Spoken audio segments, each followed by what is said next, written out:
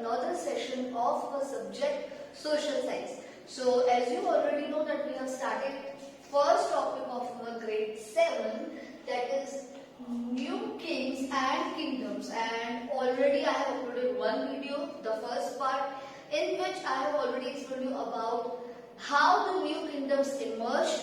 And the first one we have read, mainly there were three: Gurjapati-Raj, Palas and the Rashtrakutas. Among them, the Gurjapati-Raj we have already covered in the previous video. Now it's time that we cover the rest of the dynasties. So the next dynasty which emerged as a new kingdom was the Palas. Now you have to remember, the Palas emerged in the year 750 AD when the Pala dynasty was started, 750 AD, and it ended in 1162. Again, Pala dynasty started in 750 AD and ended in 1162. Who was the founder? Who founded this dynasty? Gopala. Yes, you have to remember Gopala founded this dynasty, and behind this is a story that how Gopala became the king, became the ruler of this dynasty, founder of this dynasty. Actually what happened, Gopala was elected as a king by the nobles. Now previous king of this area was actually dead, and that reason is not known to anyone. But what happened, he was dead, and at that time the nobles of the king, means the one who are great learned scholars, were advising the king on that every make decisions, and they are helping the king to take every decision, means the Senapati Mantris and all. So that actually nobles were in the great misery, मतलब उनको बहुत सोच में पड़ गए थे that what should we do now. So they thought that Gopala is the one who is capable of handling the kingdom. So among them they elected one person, which was Gopala, and Gopala came to be known as the king of Pala dynasty. Now, who were the another kings? Dharampala and Devpala. Yes, Dharampala and Devpala, these two were the another kings which belonged to Pala dynasty. Dharampala was none other than but Gopala's son, and Devpala was Dharampala's son. Now, by hearing this Pala again, you might be thinking that why they are adding Pala after their name.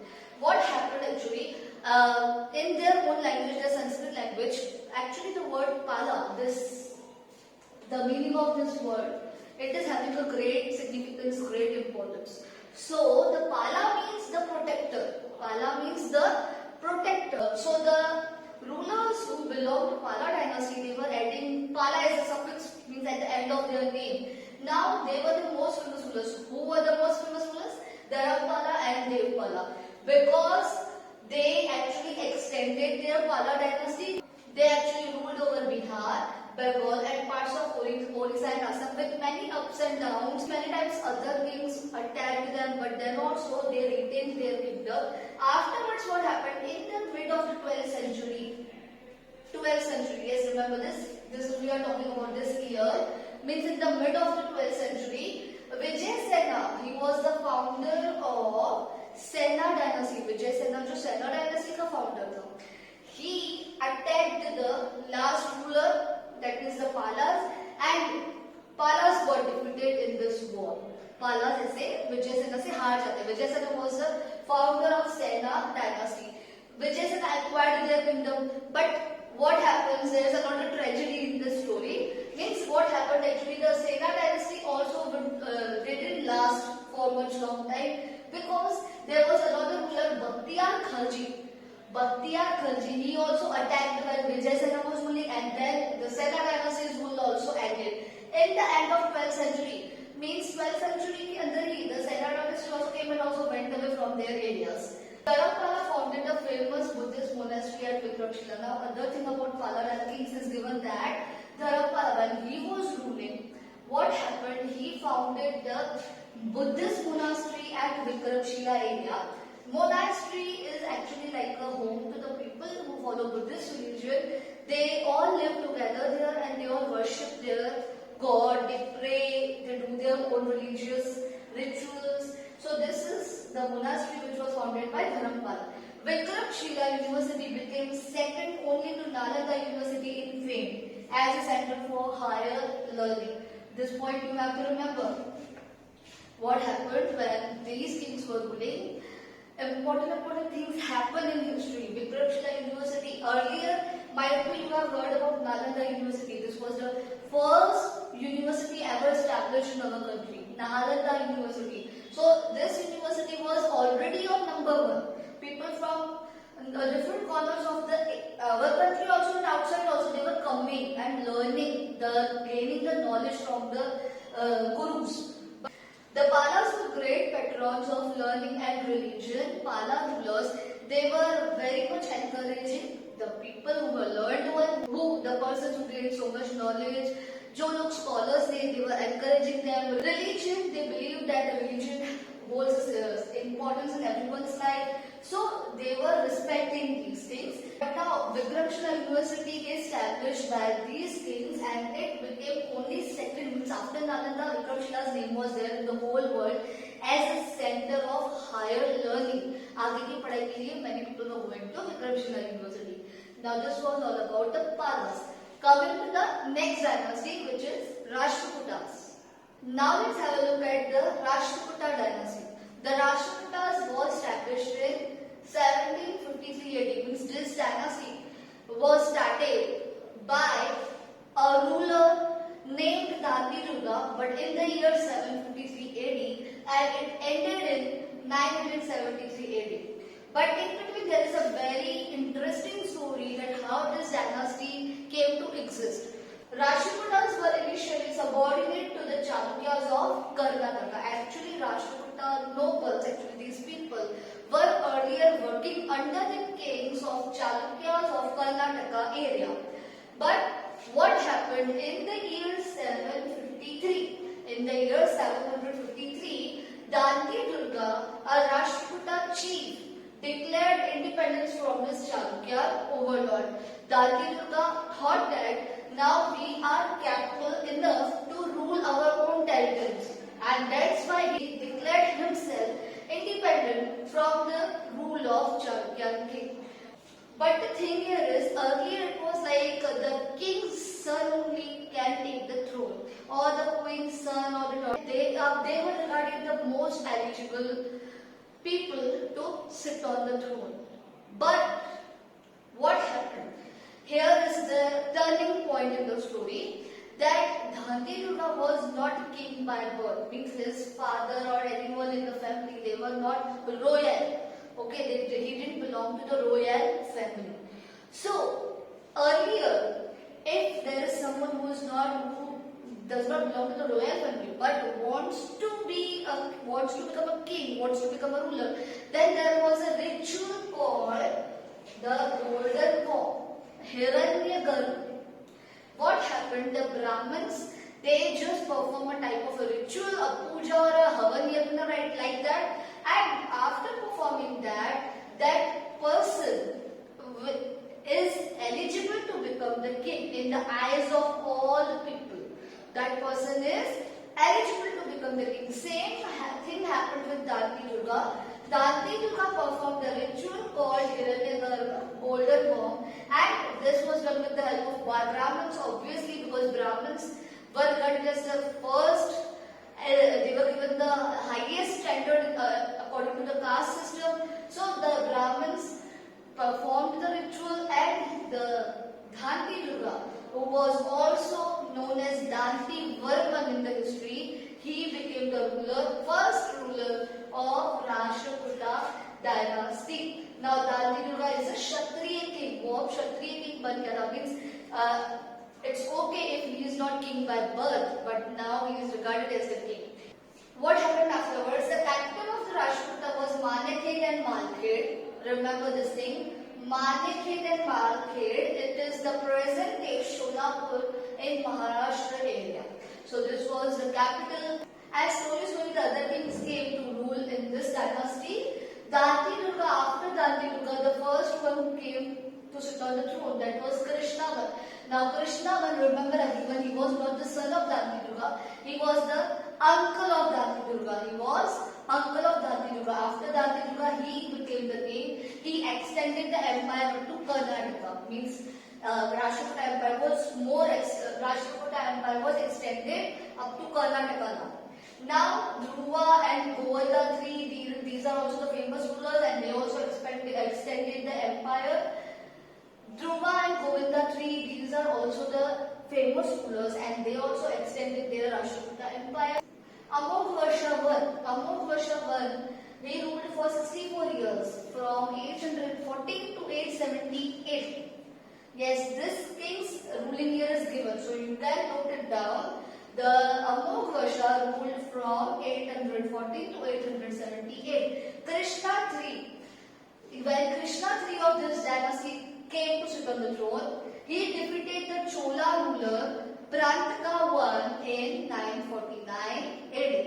Rashtrakutas were overthrown by a Chalukya noble Tailapa in 973. So at the end, 973, in the year 973, this dynasty ended. And who ended this dynasty? The Chalukya noble Tailapa, or also is known as Taila.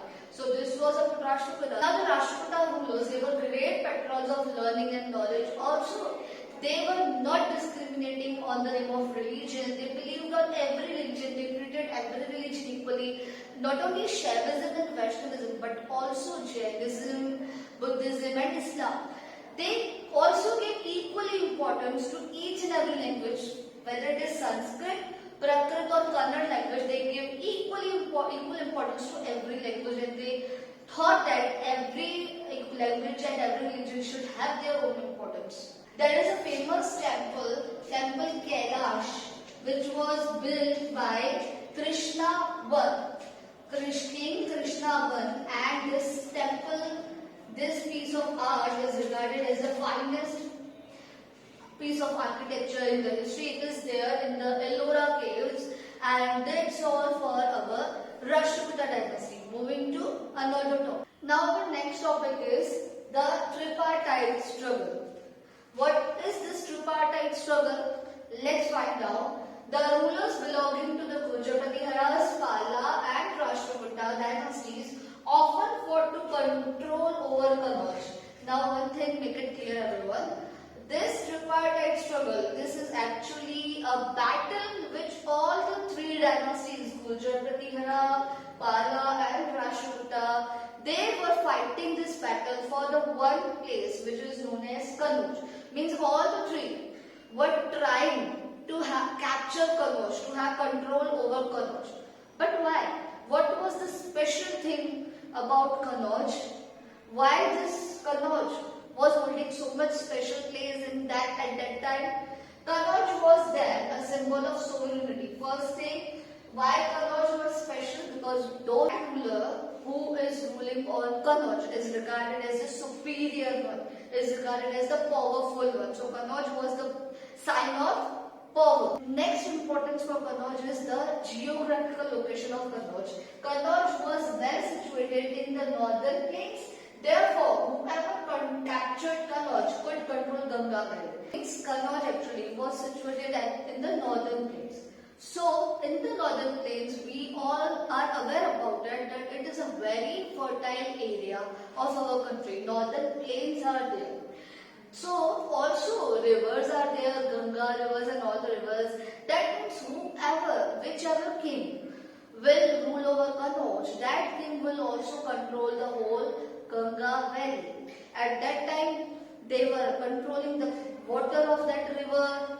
This water will be used by which areas, which people, that all were being decided, that all was decided by the rulers. So this means Kannauj, the one place which is there in the northern plains, was important because Ganga river was there and Ganga Valley's area was controlled by that person who will rule over Kannauj.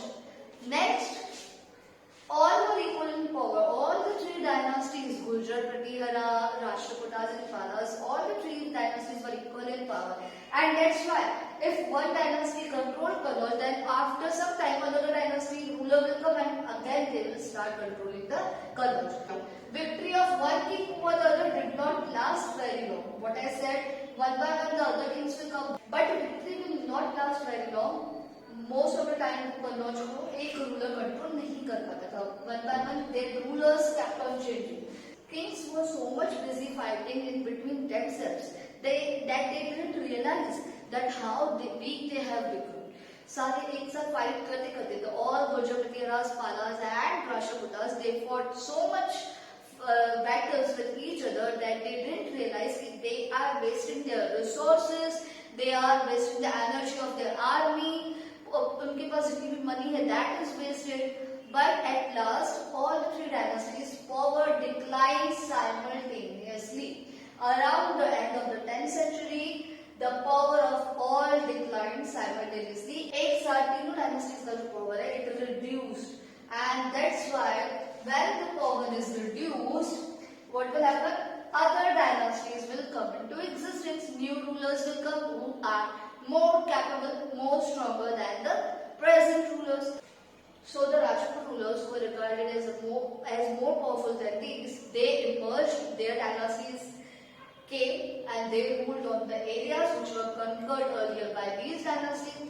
About Rajput rulers, yes, the name of Rajput rulers in our history is famous for their bravery, their valor, their honor, dignity. But in detail about Rajput rulers we will learn afterwards. Till then, go through this video, watch it again and keep learning.